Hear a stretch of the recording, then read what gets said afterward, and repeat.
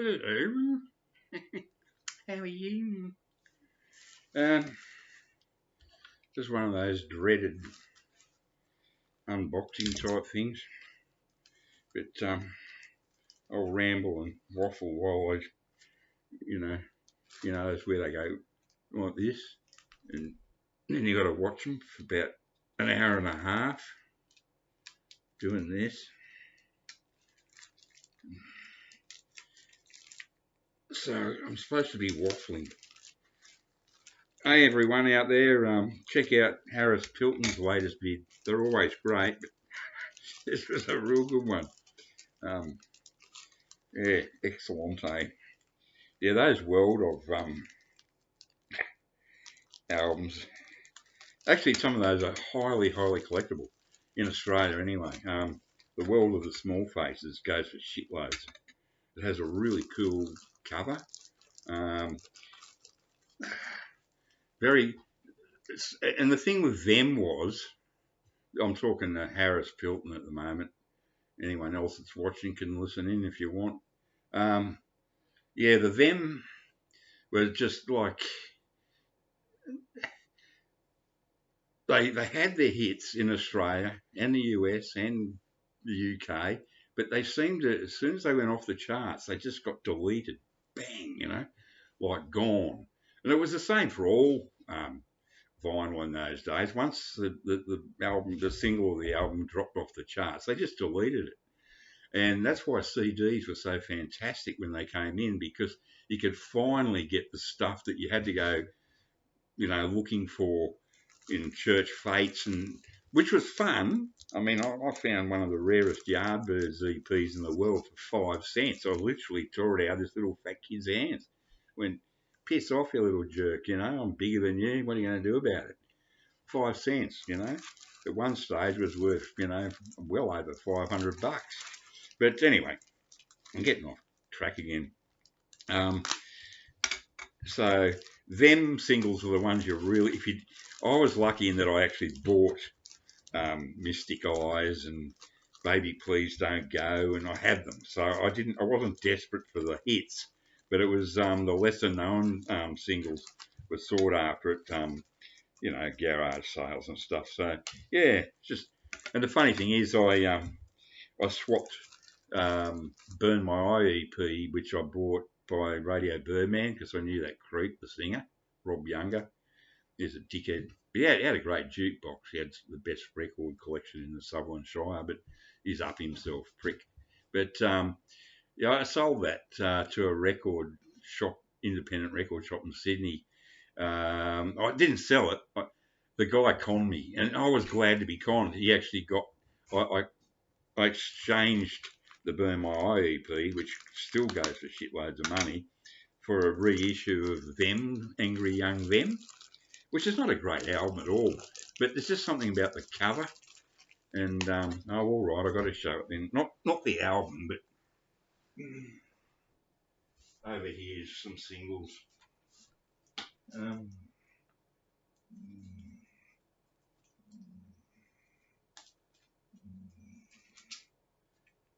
I'm still here. There was just something about them that was so much better than the Stones.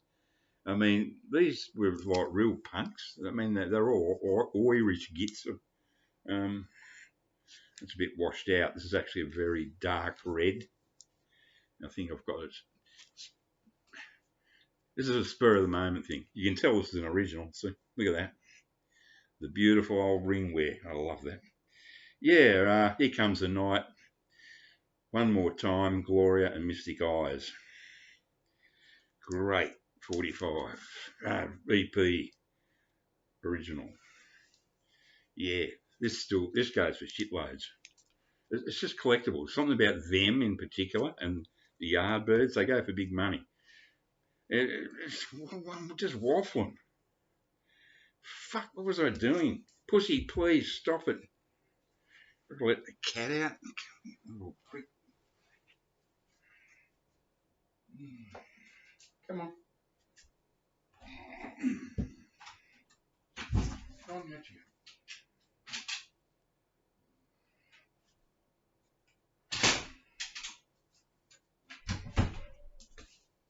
sorry about this.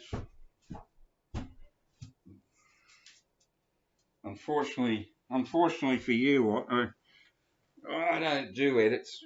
At least there's no fucking ads. The cat wanted to get out, and following it was a little cockroach. This place is crawling with cockroaches, man. It's so funny.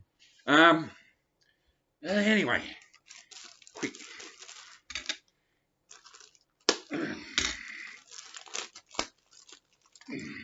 This is one I've been after since 1969, basically, talking about records, they go off the charts. That's it. You don't see them again. And that's why CDs were so great when they came out, because you could finally get stuff, compilations and things that you just couldn't get for decades, you know. It was fun trying to hunt them down, but by God, it was hard work. But so I just opened it, and this is one I've been after for so long. This is a good buyer. I don't buy many now. I'm a pensioner. I can't afford to buy records, but this is one, I trust this seller. It's one that I always loved, but I just didn't buy at the time for some reason. And I'm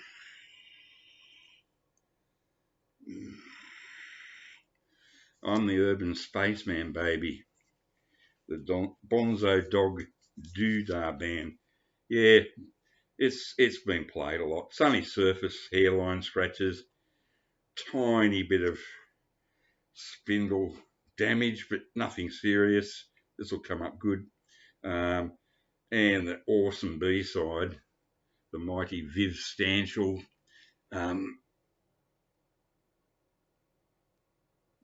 Canyons of Your Mind. It's great. What a single. I'm so glad to have this. So glad to finally have it. Because it's one of those things I always sing in my head every now and then. And I always go, oh, hell, I wish I had that. I wish I had it. And I have been looking for it for 10 years since I've been out here, over 10 years out here. And they've always been American copies, and I don't like the Yank ones with those big holes in the middle, and they cost like $50 and a postage. And I've got this at a local Aussie Liberty. Liberty's a funny label. I mean, they've got Almond Duel, you know, Kraut Rock. They've got Bonzo Dog Doodah Band, you know, which is sort of like Frank Zappa territory, sort of, you know what I mean.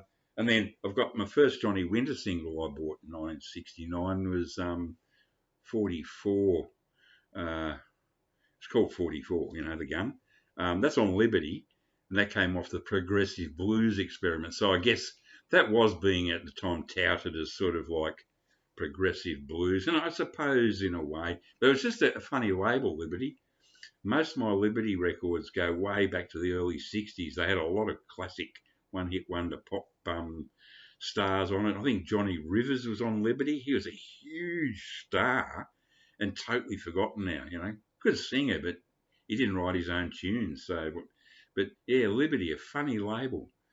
So they went from being, you know, very, very pop-oriented to full-on wild and wacky. Yeah, so I finally got it, and so happy to have that. Didn't cost much either, which is a good bit. Yeah, so really them, and yeah, the bloody church. This is regarding Harris Pilton's last video, and some comments we've had to each other. Yeah, the church, Steve Kilby. I've got their first, you know, maybe half a dozen singles here somewhere, and a best of type CD. But no, my friend James Hunt, Chinese guy from ex-Hong Kong, a massive. He ends up running his own record label, like a little independent one. And we used to work for a studio together, me and Jimmy, and a lot of the a lot of the records that came out in the mid to late 80s in Australia, that Paul Kelly and the Coloured Girls and Smelly Tongues on Waterfront. Well, we used to our studio took a lot of the photographs for these album covers. So whenever I see them anywhere, I go, oh yeah, I remember printing those in the dark room and all that sort of stuff. And it's kind of fun, you know. Except I could tell you, yeah, I left that place under. Does anyone remember Joe Bugner? He was a boxer that fought Muhammad Ali. Actually, he went rather well against him. He very big guy. He wasn't. He Joe Bugner actually came from some place like Bulgaria, and he moved to the UK, and then eventually came out to Australia, and then we claimed him. But he was a lovely bloke. He never won a world championship because he was just too nice a guy. He was a big bloke, you know. But the funny thing is, I quit the job in that studio I was talking about where me and Jimmy worked. I had the shits with the boss, and one day I just couldn't take it anymore. And I stormed out of the dark room, down the narrow, past the reception desk, and then there's this narrow hallway out to the door, and all down the wall are all these big framed pictures of Michael Jackson. You know, he came into this, you know, all these dickheads.